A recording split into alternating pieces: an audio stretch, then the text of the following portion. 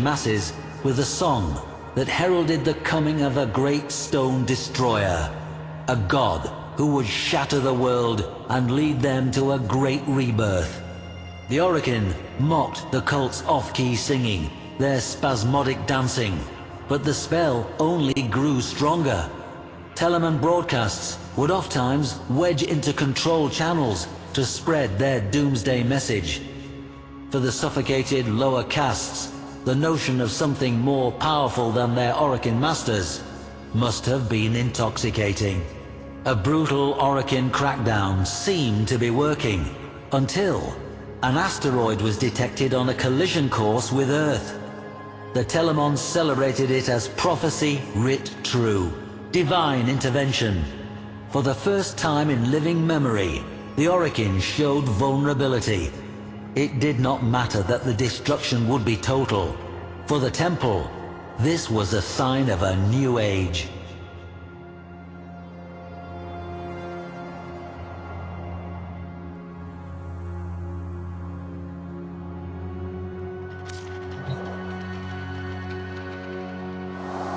This is Atlas, hard as stone. Is it any surprise that his story begins with an asteroid? Temple Telemann had cast a spell on the indentured masses with a song that heralded the coming of a great stone destroyer, a god who would shatter the world. A probe was sent to the asteroid, perhaps seeking proof of divine intervention. It found intervention, though it was anything but divine.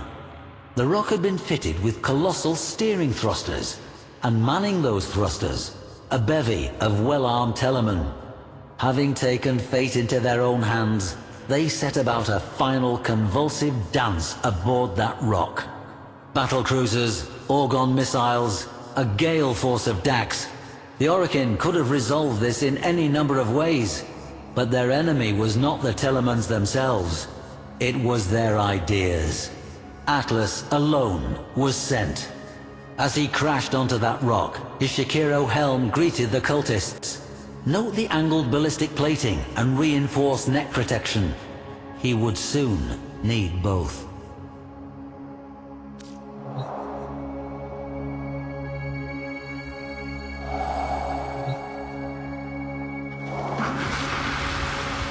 For years, historians felt this tale of Telemon quite improbable, an artifact of Orokin propaganda myth.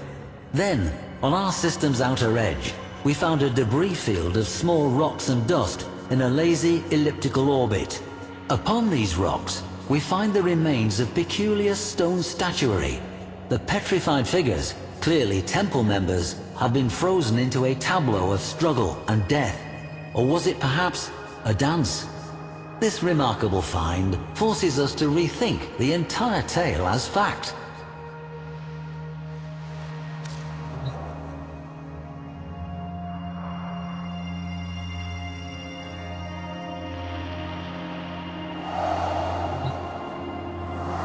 The Stratum Cyandana, reserved and austere, until you turn it over and reveal the glowing hue of the amethyst crystal within.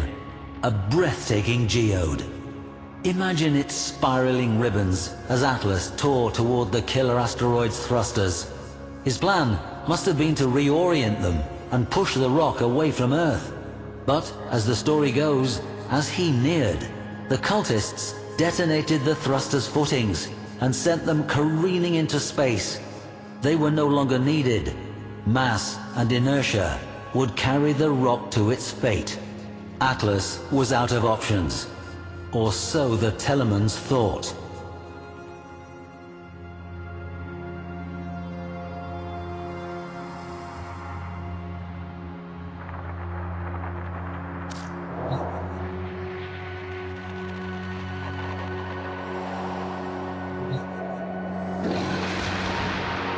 The Techo are perhaps my favorite pieces in this gallery. Note the intricate, ornate moldings, the complex blades. Quite the contrast from Atlas's otherwise workmanlike appearance. The beauty and craftsmanship conceal the true purpose of the Techo, as indentations found in cultist skulls attest. I have to wonder what frenzied dance would have been interrupted, or if the whiplash strikes and jabs of the Tenno might have blended into the crowd's fitful celebration.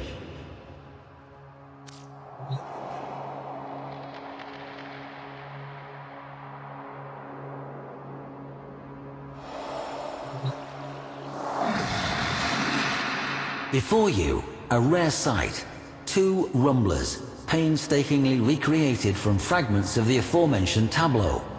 How these inert and rigid formations are compelled to life by Atlas defies reason.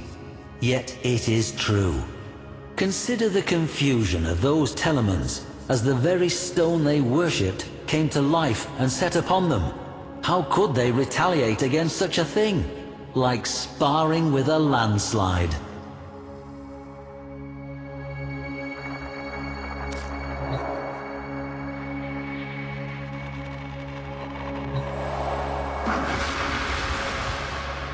Earth swelled on the horizon as the cult mocked Atlas with their chorus, "The stone shall shatter all." Across the system, every Teleman echoed that final hymn. Children, as far as Neptune, turned their heads from greasy broth and gazed toward Earth. Would that careening stone change everything? Atlas kneeled down, head and hands pressed to the ground in apparent defeat as the Telemon's hymn grew even louder. But Atlas was listening, feeling, the way the stone trembled to the hymn's pitch. The faults within the asteroid became vivid to him, and so a new song rose up. Rumblers, erupting in a godlike rhythm, beating along the faults until Atlas, alone, struck the final resonant chord. A tremor forked through the rock until, all at once, the great asteroid exploded, its dust falling as scintillating rain, sparking across the atmosphere, and then gone. The Telemon's song fell silent, and children, as far as Neptune, turned away and swirled their spoons in greasy broth.